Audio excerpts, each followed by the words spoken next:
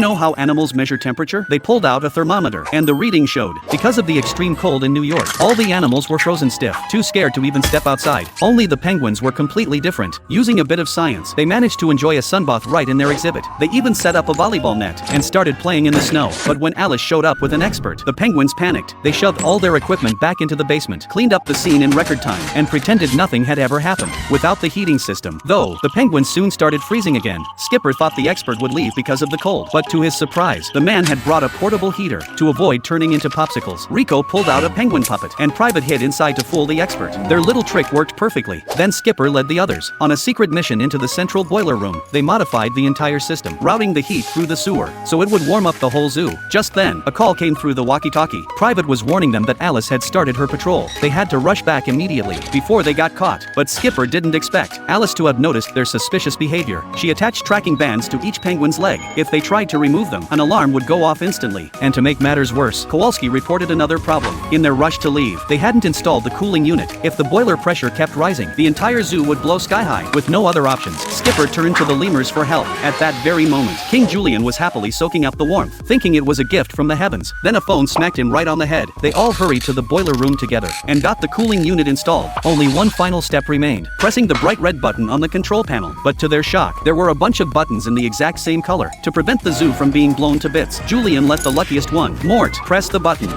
They did it.